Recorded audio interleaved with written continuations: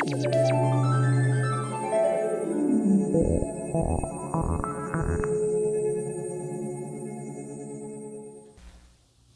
the type of person who believes that everything happens for a reason. Just like the famous painter Walter Anderson once said, "Bad things do happen. How I respond to them defines my character and the quality of my life. I can choose to sit in perpetual sadness, immobilized by the gravity of my loss, or I can choose to rise from the pain and treasure the most precious gift I have, life itself." So when I got into a car accident a few months ago, I decided to write a memoir for one of my classes on it. It ended up being the best thing I've ever written and earned me an A in the class. But what about when, 3 weeks ago, I choked on a piece of food and could not breathe for a full minute until my friend performed the Heimlich and saved me? What good comes out of that? Well, maybe this can be the reason. The minute the pizza dislodged from my trachea, I gasped for air. I grabbed at my chest and panted like a thirsty dog. I have never, ever been more grateful for an automatic process my body carries out on a daily: my breath. Right now, every single person in this room is breathing. You might be wondering, why in the world is she telling me something I already know? But my question for you is, were you even aware of it before I brought it up? I'm assuming not. Before this incident, I took my breath for granted. It led me to wonder what else I might take for granted. Specifically, that we might all underappreciate the remarkableness of our brains and bodies. All it took for me was 1 minute, 60 seconds of struggling for air, and yet, here we are. So, what else do we take for granted? Starting off with the most powerful thing on earth, our brain. In just 1 minute, our conscious brain processes 100 bits of information. This does not even go into the unconscious brain, but that is a topic for a whole different talk. For context, today's computers are about 64-bit machines, unless of course you pay for a bigger plan. However, do you really think that AI and robots are going to take over the world? Imagine if we combine every single person's brain on the earth together. The best part about all this is the conscious brain can't even understand the full extent of what the unconscious can do for us. Just like how we can't understand the true meaning of the universe or infinity. I can continue to drone on about neurology and all of that. But we can't see our brains on the outside. We can't see the neural connections made. But what about something a little bit more simple? Something that we can see on the outside.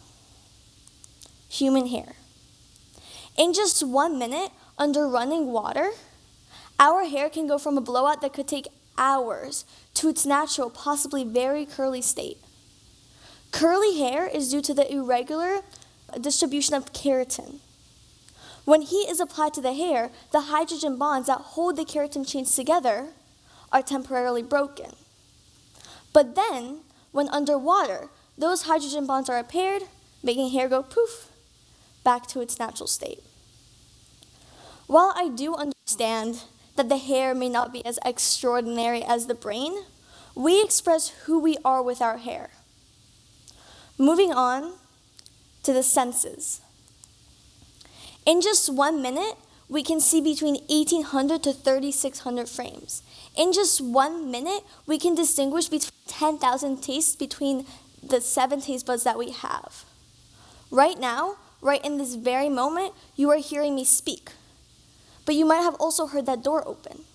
You might also hear your bodies moving. You might also hear jackets run without even realizing it. In 1 minute, we can easily move our entire bodies. But what about blood flowing through our body and what keeps us breathing? Our heart and lungs. In the past minute alone, your heart beat 60 to 80 times, and your lungs intook 6 liters of air. But believe me, you would notice if your heart stopped beating or you stopped breathing for just 1 minute. The truth is, we can't really understand the full extent of what our bodies do for us. Sure, we learn about a part of our body in the classroom, right? But then just 1 minute after we exit, and we forget what we just learned, that doesn't mean we collapse to the floor because our hearts and legs gave out. This has got to be the biggest thing we take for granted. I took my breath for granted before I choked, and now considering the topic of my talk, I'm definitely very grateful to still have it. We need to learn to treasure the simple things, even though this is really not so simple. Thankfully, I go to a school where mindfulness is at its core. At George School, we take intentional breaths, attend meaningful worship, learn to manage our nerves, take moments of silence in our classes, and more. We need to learn to stop taking those small things for granted. While I can't ask you to leave here today being aware of every single little thing, that will probably be uncomfortable and then eventually consume your mind. But I'm sure you've done some form of guided meditation before, where this random, somewhat calming voice tells you to be aware of your entire body from head to toe, but it never really tells you to thank your body that you can even feel a slight tingle of awareness. So we can, all together, take one single breath of appreciation for the unbelievable privilege it is to be alive without actually being aware. So with that, close your eyes, take a deep breath. Put your hand to your heart. Feel your heartbeat. Appreciate your hand's ability to come to your heart. You are here. You are alive. This is your greatest gift. Thank you.